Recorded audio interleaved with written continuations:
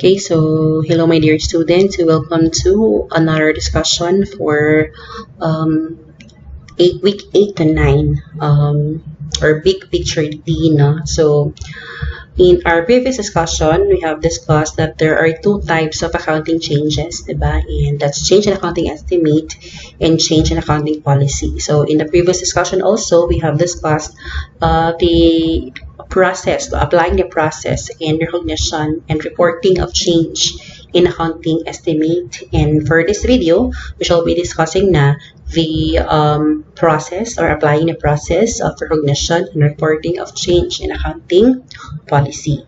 So we shall discuss with the concept of accounting policy. Okay, so accounting policies are specific principles, bases, conventions, rules, and practices, diba? Yung practices na ginagamit natin in preparing and presenting these financial statements. Kasi of course, in preparing financial statements, diba, we follow standards, and the standards are principles, basis, conventional rules, and practices in preparing our financial statements. So accounting policies are essential for a proper understanding of the information contained in the financial statements. So kasi there is a specific accounting policies or standard for that, for a specific transaction. Okay, and an entity is required to outline all significant accounting policies applied in preparing financial statements. So, remember, in our discussion in the notes of financial statements, or notes of financial statements, in the notes of financial statements, we shall state or discuss all the accounting policies or standards na ginagamit natin when preparing or presenting our financial statements. Under accounting standards, alternative treatments are possible. Okay, so for specific transaction or event, so pwede na we have alternative treatments for that. Okay, so in this case, it becomes all the more important for an entity to clearly state accounting policies used in preparing financial statements. So para ang user ng financial statement would know na ano ang specific accounting policy na ginagamit ng entity. Kasi nga, diba? So, as I said kanina, there are alternative treatments, or alternative treatments or alternative standards na i-follow natin for a specific transaction or event. Okay? So, the entity shall select and apply the same accounting policies each period in order to achieve comparability. Diba? So, once na yung entity is nakaselect na ng accounting policy for that specific transaction or event, of course, to achieve comparability, dapat it shall use the same accounting policies across the years. So, to identify trends in the financial position, performance, and cash flows of an entity. Kasi mas better na when you compare financial statements across the years. So, ma-achieve mo yung comparability when you apply the same accounting policy. Okay? So, yun nga, so what I've said kanina, so once selected, accounting policies must be applied consistently to achieve comparability for similar transaction and events. So, kailan lang tayo pwede mag-change ng accounting policy? So, pwede tayo mag-change ng accounting policy but it is required by an accounting standard or interpretation of a standard. So, diba, pabago-bago yung standards, and minsan, mag-require ang standard na ito dapat yung accounting policy na gamitin for that specific transaction or event. And then, the change will result in more relevant and faithfully presented information. So, if the management thinks if it change yung accounting policy natin for a specific transaction or event, it would provide more relevant and faithfully presented information, mas better na i-change, So, pwede rin din, i-change natin yung accounting policy natin,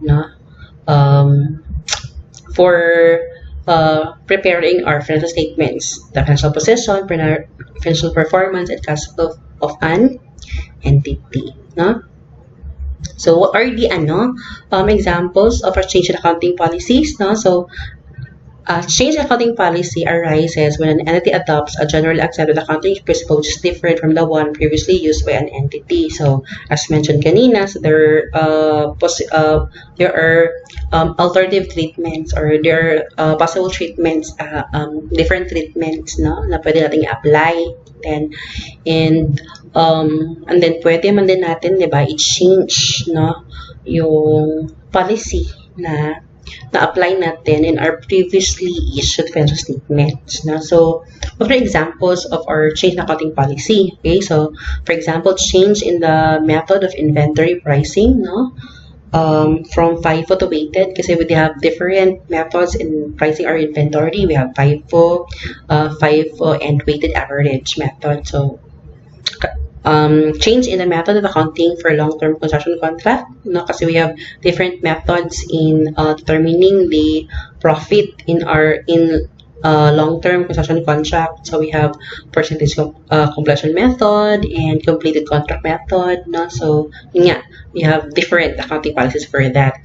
And the initial adoption of policy to carry assets or revalued amount, no, kasi may cost model value and revaluation model, no. So yung change from cost model to revaluation fair value model, or yan, and measuring investment property and property, plant, and equipment, and change to a new policy, no, reporting from the requirements of new PFRS. No, so if the IFRS or PFRS or the Philippine Financial Reporting Standards has this new policy, no, na ito yung dapat na standard, then we really should follow, no.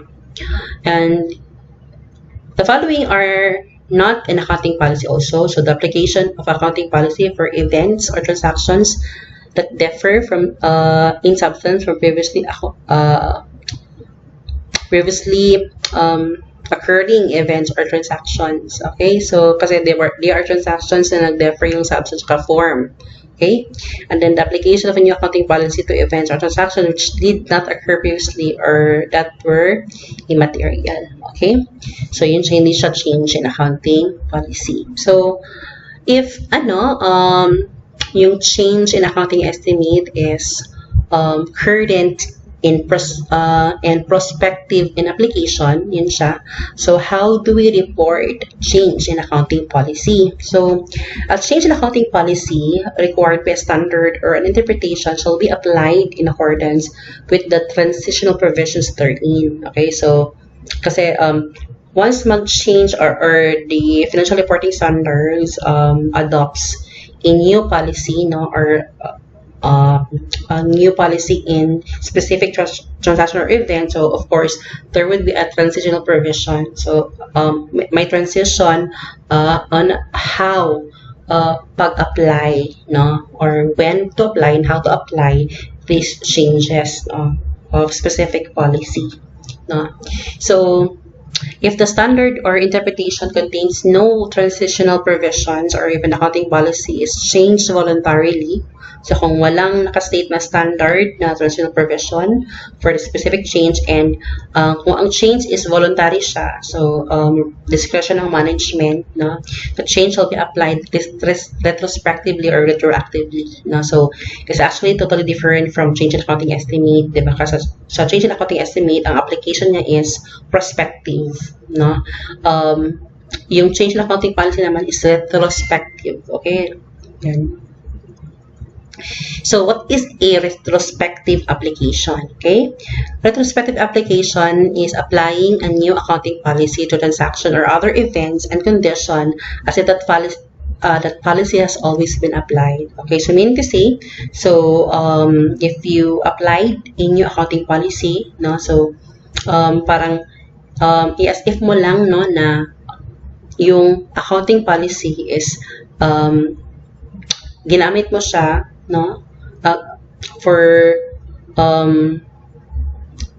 the previously issued financial statements. Okay, meaning so all prior years na issue mo na financial statements, yun yung ginamit mo na accounting policy, no. So Pass 8 paragraph 22 provides that an entity shall adjust the opening balance of each affected component of equity for the earliest prior period presented and the comparative amounts disclosed for each prior period presented as if the new policy has always been applied. Okay, so simply stated, retrospective application means that an in-resulting adjustment from the change in accounting policy shall be reported as adjustment to the opening balance or retained earnings. No?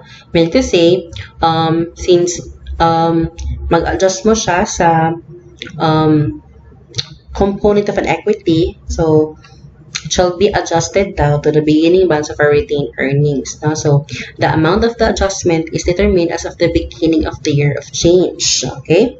So, however, the adjustment may be made to another component of an equity. So, pwede na hindi siya sa retained earnings mo siya i-adjust. So, then in order to comply with another standard, no? So, if in compliance for other accounting standards, no, so pwede daw, hindi pwede i-adjust sa beginning balance the retained earnings.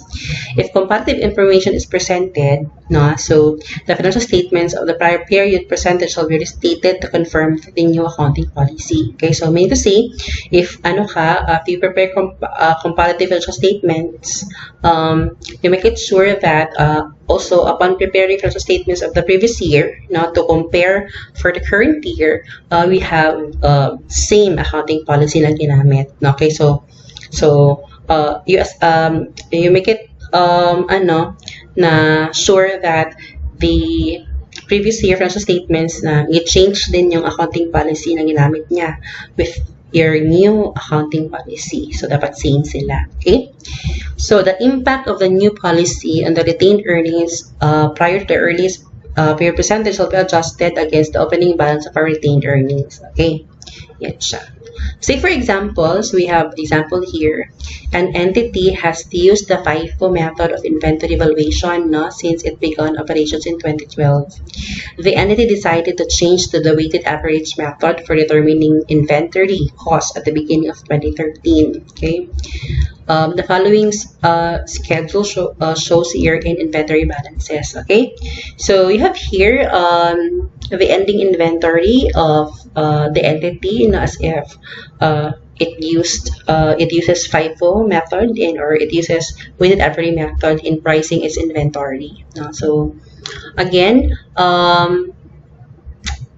before it has consistently used FIFO method and mag-decide yung entity to change it to weighted average method. Okay, so diba as per standard and also in applying retrospective application, so we are to adjust the beginning balance of the retained earnings. So since ito yung account na affected, diba? Yung affected natin yung inventory account, diba? Kasi yung standard pertains to inventory pricing. And the beginning balance of our inventory is, as if we used FIFO, is 1 million, and as if we use weighted average is 750. So therefore, our beginning balance of our inventory is 1 million, and we wanted to change it to 750 in order to apply the change, the new change in accounting policy. Okay, so to apply, so since there is a decrease in inventory kasi from 1 million to 750, so we have decrease in beginning inventory of 250,000. Okay, so to adjust, diba? So we need to adjust it to the beginning balance of our retained earnings. And of course, since ang inventory is mag-decrease, we shall credit inventory beginning on January 1. Or further than we shall credit it to cost of goods sold. No? Yan. So we'll debit retained earnings and credit inventory for 250,000. Okay? Yan. The computation of the cost of sales for 2013 would show then the beginning inventory at 750 and the ending inventory at 1.2 million to conform with the weighted average method. Okay? So mag-compute, if ever mag-compute ka na cost of goods sold ngayon, so you'll use 750,000 na as your beginning balance and not the 1 million. Okay? The statement of change in equity for the year ended December 31, 2013 would show the effect of change of 250,000 net of tax. Okay? It should always be noted that pag mag-prospective application ka, so ito, since wala mang ibigay na rate, no, pero dapat this adjustment is net of tax. Okay, so if 30% your tax rate, it should be 250,000 times 70% para ma-net of tax siya. Okay, yan. Okay, so what are the limitations of retrospective application? Ano, so yan.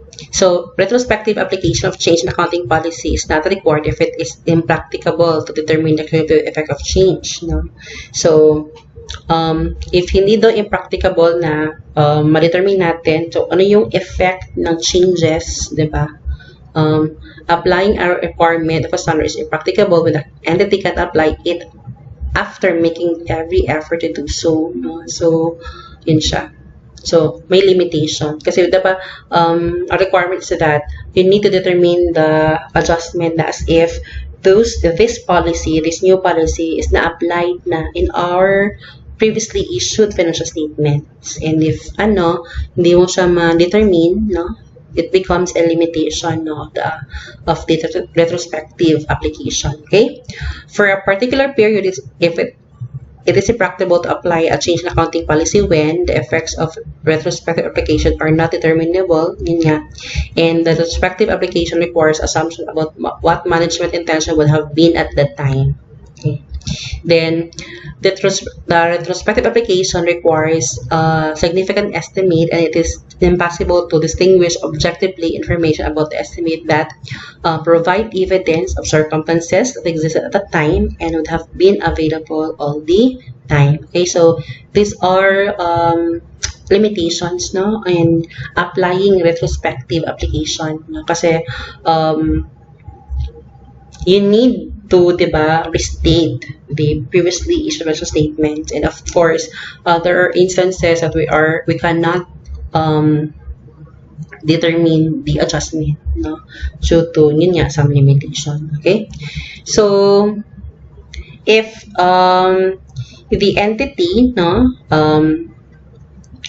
di talaga ma-determine, no, or it is impracticable, no, to determine, diba, the cumulative effect of the change, then ang apply natin is prospective.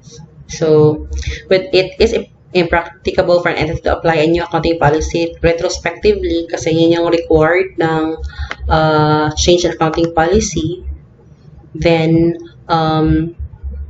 we'll use prospective application rather than retrospective application. Only if, diba, it is impracticable lang for an entity to apply a new change accounting policy. So in other words, if the amount of adjustments are on the beginning balance of the retained earnings cannot be reasonably determined, the change in accounting policy shall be applied prospectively. No? So hindi na mag-retrospective. So, prospective application means that the new accounting policy is applied to events or transactions occurring after the date at which a policy is changed.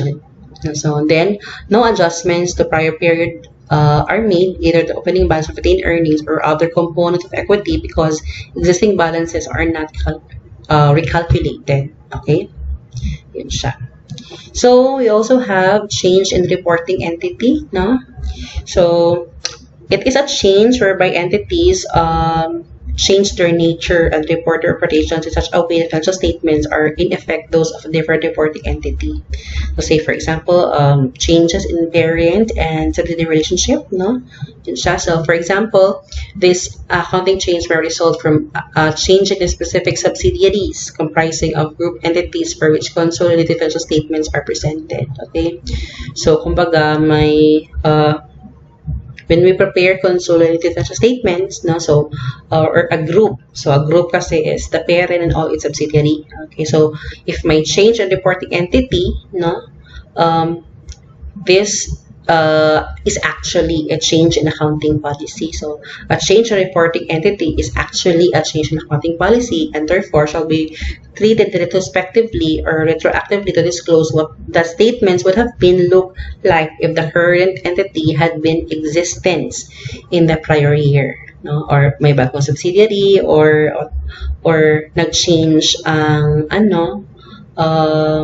composition, no, ng group, the parent and then the subsidiary. Okay?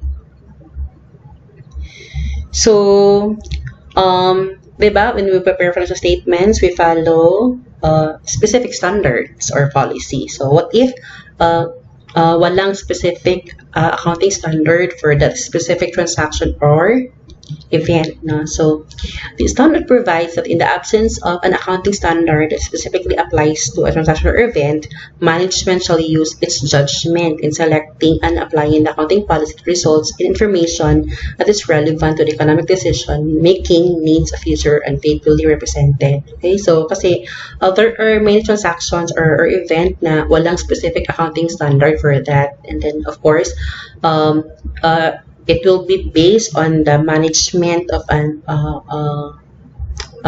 mag-base sa management, no, if ano yung specific accounting policy na gamitin natin for that specific transaction or event, kasi nga wala siyang standard. Okay, so the following hierarchy of guidance which management may use when selecting accounting policies in such circumstances. Okay, so first, requirements of current standards or dealing with similar matters. Okay, so if if the standard contains na, okay, ito yung specific standards or policy na gamitin natin, no?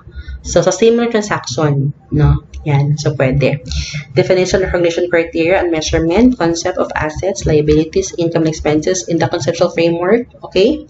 So, kung walang current standard for similar transaction or event, we'll follow the conceptual framework. Then, next would be the most recent pronouncement of another accounting literature, like example, industry practice. Okay, so we have prior period errors. Okay, since kasi parang pag-change ng accounting policy, no, as if kasi siya na prior period error, kasi you need to restate those previously issued financial statements. No? So, prior period errors are omissions and misstatements in the financial statements for one or more periods arising from failure to use or misuse of reliable information that was available with financial statements for those periods were authorized for issue and could reasonably be expected to have been obtained and taken into account in the preparation on presentation of those financial statements. Okay, so we have a specific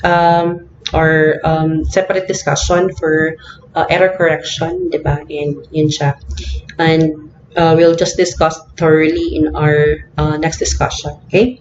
Yung prior period errors. So, but how do we treat prior period errors? Okay, so same with accounting policy. So, prior period errors will be corrected retrospectively, okay? By adjusting the opening balance of our retained earnings and affected assets and liabilities, okay? If comparative statements are presented, the financial statements of the prior year shall be restated so as to reflect the retrospective application of the prior period error. Okay, so if for comparability purposes, no, so those previously issued financial statements shall be first changed, no, and kasi nga it is the retrospective application, so therefore ma-change yung previously issued financial statements. Okay, if the error occurred before the earliest period presented, opening balance of our asset, liability, and equity for the earliest period shall be restated. Okay, yan. How do we disclose prior period error? So, an entity shall disclose the following. So, the nature of the prior period error, yung nature niya, no? The amount of correction for each prior period presented to the extent practicable, okay?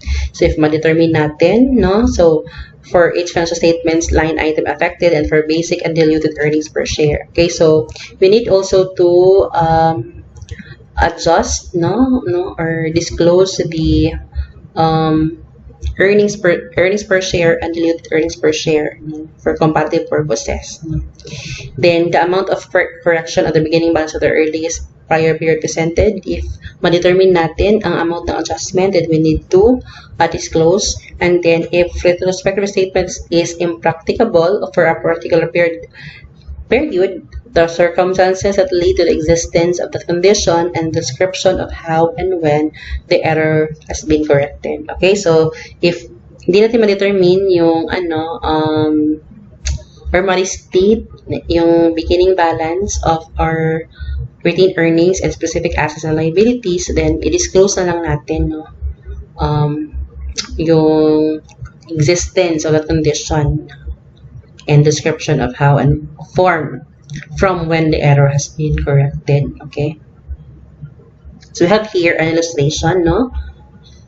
During 2019, an entity discovered that certain goods that had been sold during 2018 were incorrectly included in December 31, 2018 inventory in the amount of 300,000. Okay, so the goods were actually sold, diba, in 2018. So dapat yung inventory na 300,000 ma-remove na siya sa inventory sa 2018, diba?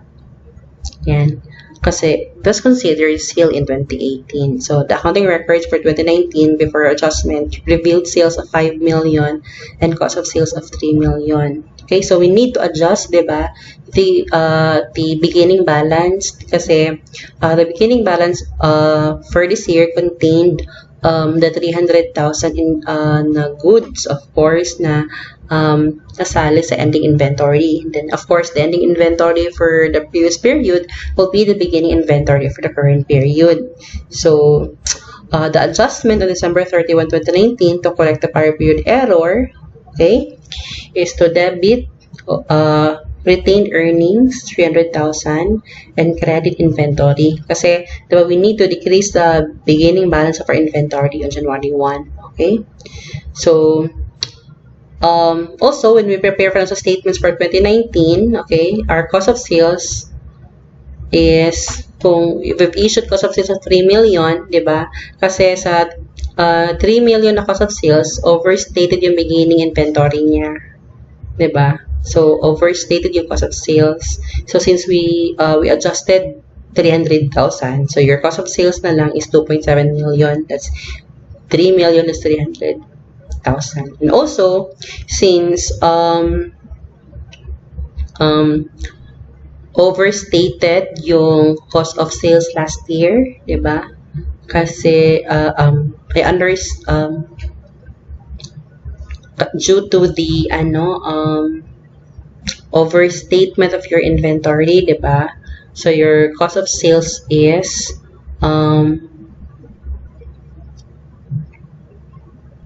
so your cost of sales for last year is understated, no? So that's why your cost of sales is understated, your net income is overstated for last year. That's why we need to debit retained earnings.